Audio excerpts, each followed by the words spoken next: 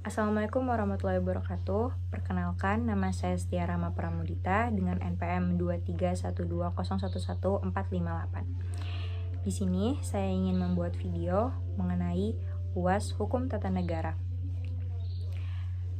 Yang pertama, kesimpulan pembelajaran Hukum Tata Negara bagi mahasiswa semester 2 Ilmu Hukum. Di semester 2 ini kita mempelajari tentang pengertian dan ruang lingkup Hukum Tata Negara. Kesimpulannya, di materi ini kita memahami definisi dan hakikat hukum tata negara sebagai aturan dasar yang mengatur organisasi negara. Kita juga mampu menjelaskan ruang lingkup hukum tata negara, termasuk subjek, objek, dan sumber hukumnya. Kita juga memahami perbedaan antara hukum tata negara dan hukum yang lain, seperti hukum pidana, hukum perdata, dan hukum administrasi negara. Materi yang kedua yang kita pelajari di semester 2, kita mempelajari sejarah dan perkembangan hukum tata negara di Indonesia. Kesimpulan dari materi ini, kita mengetahui sejarah perkembangan hukum tata negara di Indonesia mulai dari masa penjajahan Jepang, kemerdekaan, hingga era reformasi. Kita juga memahami peran dan pengaruh berbagai pemikiran dan ideologi dalam perkembangan hukum tata negara Indonesia. Kita juga bisa menganalisis perkembangan hukum tata negara pasca amandemen UUD 1945. Materi yang ketiga, kita mempelajari konstitusi dan sistem pemerintahan negara Republik Indonesia. Yang dimana kita memahami makna dan kedudukan konstitusi sebagai hukum dasar negara, menganalisis dan struktur UUD 1945, termasuk prinsip-prinsip dasar negara Pancasila. Memahami sistem pemerintahan negara Republik Indonesia, termasuk bagian kekuasaan dan hubungan antar lembaga negara.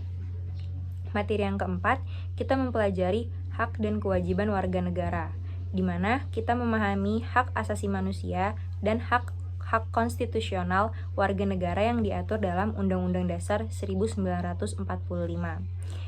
Kita juga mengerti atas penjelasan kewajiban konstitusional warga negara dalam kehidupan berbangsa dan bernegara.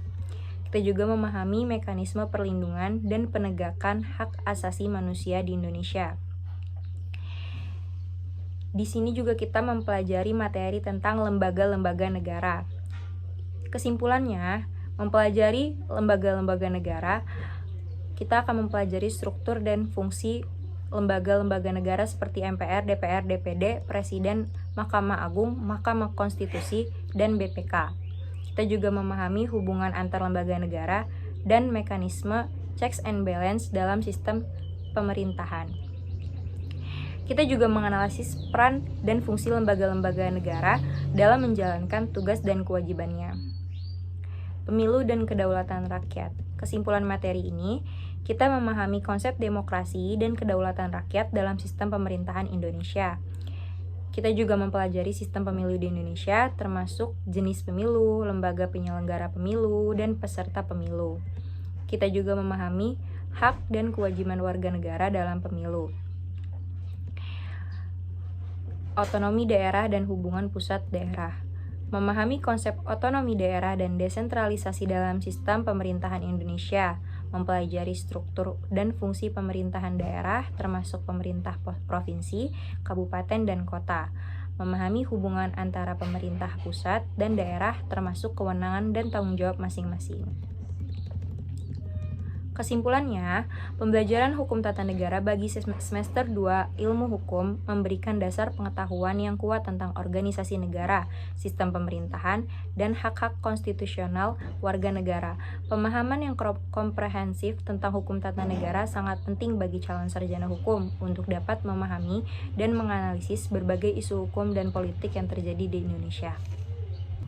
Yang kedua, menjadi warga negara yang sadar dan bertanggung jawab. HTN juga membekali kita dengan pengetahuan tentang hak dan kewajiban sebagai warga negara. Pemahaman ini penting untuk mendorong partisipasi aktif dalam kehidupan berbangsa dan bernegara, karena mahasiswa dapat menggunakan pengetahuan HTN untuk menyuarakan aspirasinya, terlibat dalam proses demokrasi, dan berkontribusi dalam pembangunan bangsa. Yang ketiga, mengembangkan keterampilan berpikir kritis dan analitis. HTN mendorong mahasiswa untuk menganalisis isu-isu hukum dan politik secara kritis dan objektif.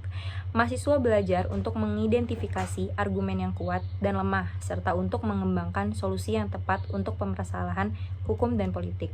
Keterampilan ini sangat bermanfaat untuk berbagai bidang studi dan profesi. Yang keempat, mempersiapkan diri untuk karir masa depan. Pemahaman HTN mempersiapkan diri untuk karir masa depan. Pemahaman HTN dapat membuka peluang karir di berbagai bidang seperti aparatur sipil negara, advokat,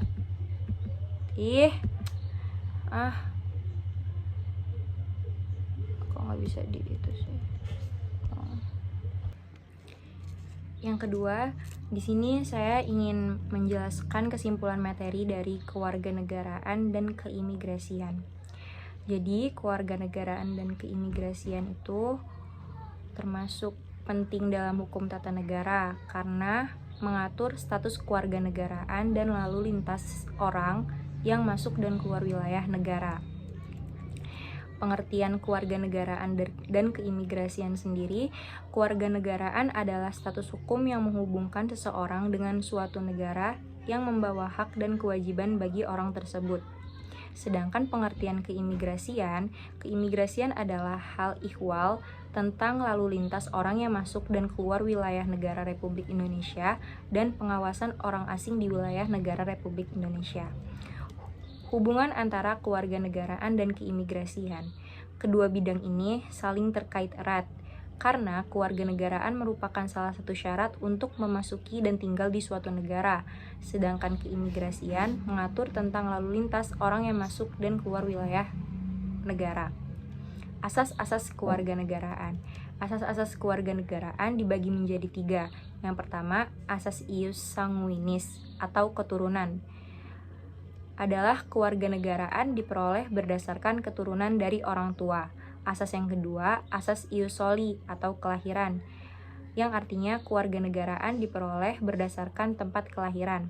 Yang ketiga, asas kombinasi. Asas kombinasi adalah kombinasi dari asas ius sanguinis dan ius solis. Yang keempat, cara memperoleh kewarganegaraan. Cara memperoleh kewarganegaraan itu ada banyak, ada 5. Yang pertama, melalui kelahiran, yang dimana seseorang yang lahir di wilayah negara Indonesia berhak menjadi warga negara Indonesia. Yang kedua, perkawinan. Orang asing yang menikah dengan warga negara Indonesia dapat memperoleh kewarganegaraan Indonesia.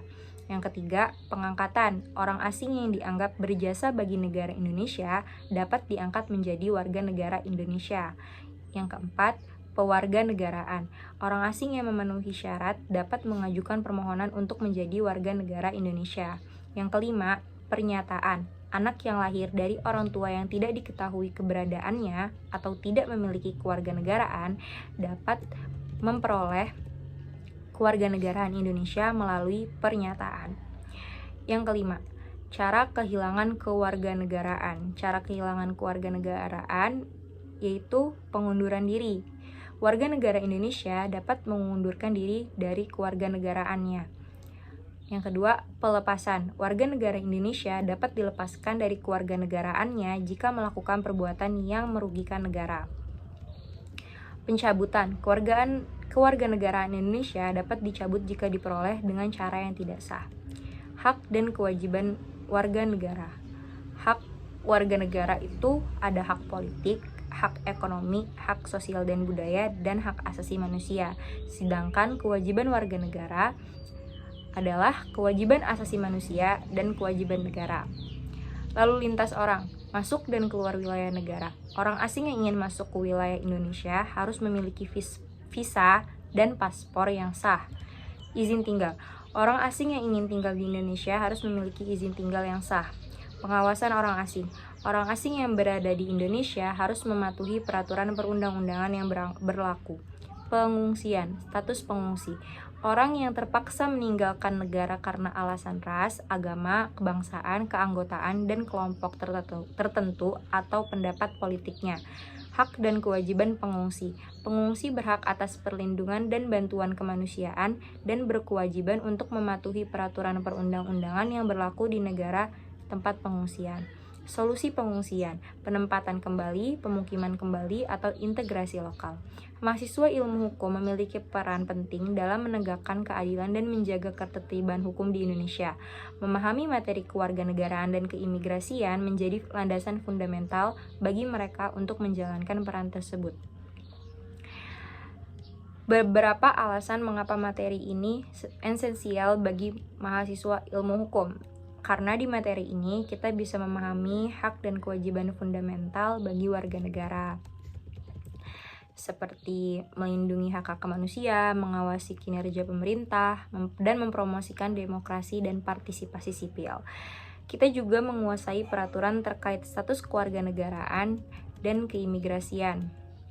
Mahasiswa ilmu hukum Mahasiswa ilmu hukum perlu memahami peraturan yang mengatur tentang cara memperoleh dan kehilangan warga negara, lalu lintas orang, dan pengungsian. Kita juga bisa mengembangkan kemampuan analisis hukum, seperti menganalisis isu-isu hukum yang kompleks, merumuskan solusi hukum yang tepat, menyusun argumentasi hukum yang kuat. Yang keempat, kita bisa mempersiapkan diri untuk berbagai karir dalam bidang hukum, seperti hukum administrasi negara, hukum HAM, dan hukum internasional. Manfaat mempelajari materi kewarganegaraan dan keimigrasian bagi mahasiswa ilmu hukum. Yang pertama, meningkatkan pengetahuan tentang hak dan kewajiban fundamental warga negara, memperkuat pemahaman tentang peraturan terkait status kewarganegaraan dan keimigrasian, mengembangkan kemampuan analisis hukum yang kritis dan komprehensif, dan memperluas peluang karir di bidang hukum. Kelihatan lagi.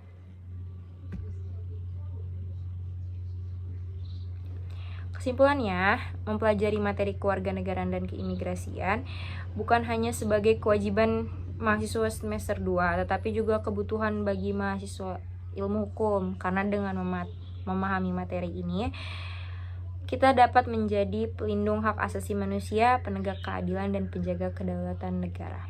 Sekian dari saya. Wassalamualaikum warahmatullahi wabarakatuh.